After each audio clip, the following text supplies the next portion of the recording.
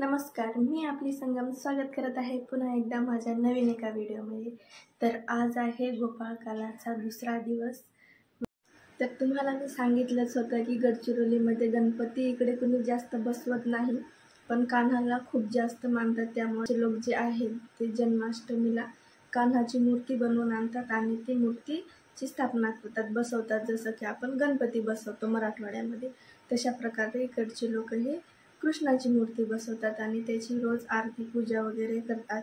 मग आता आज आहे तिसरा दिवस, जन्माष्टमीचा पहिला दिवस, दुसरा दिवस आणि आज आहे तिसरा दिवस। तर आज आमचे जे घरमालक आहेत त्यांनी पण बसवलेले होते कृष्णा, तर त्यांची आज विसर्जन आहे।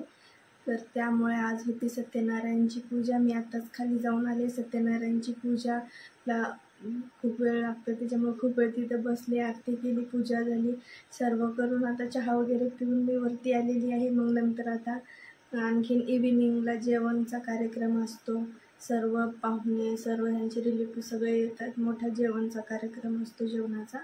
आणि मग त्याच्यानंतर ते रात्री मूर्ती विसर्जनाला घेऊन जातात आणि मग ते विसर्जन करतात।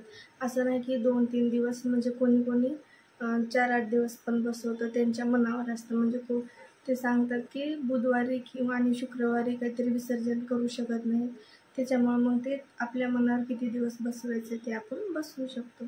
मग अशा आमच्या इथं बसवलेलं आहे। तुम्ही पण बघा की मी दाखवते तुम्हाला की मूर्ती कशी आहे, कसं बसवलंय, एकदम सुंदर, खूपच छान मूर्ती आहे। पहा तुम्ही, मला तर खूप जास्त आवडली।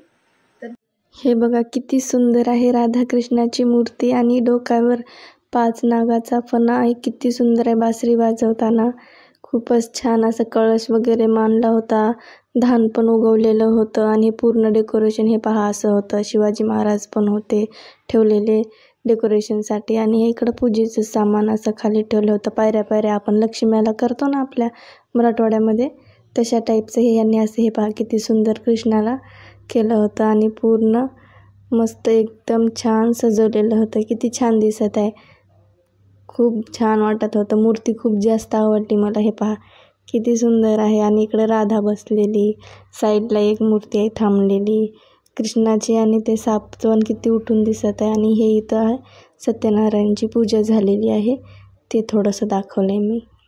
आता मी आले ना खालून वरती, तर मला एक कॉल आला की म्हणे तुमचं पार्सल आले।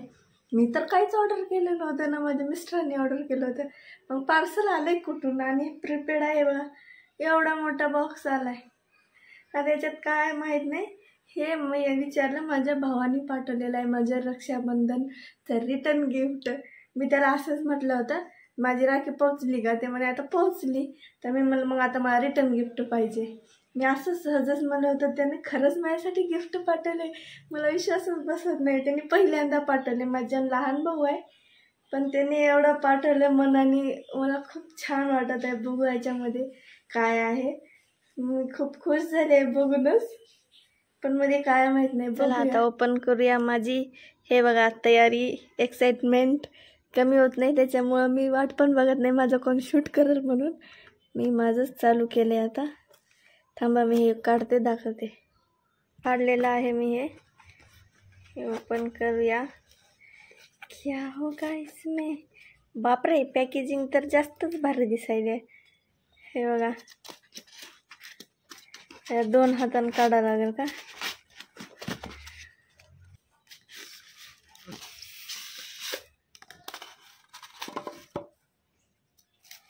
काय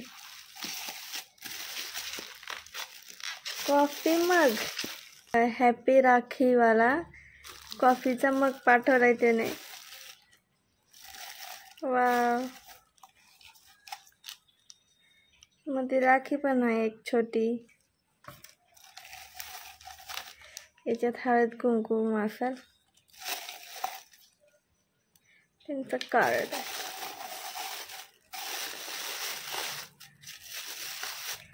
वाव किती छान आहे।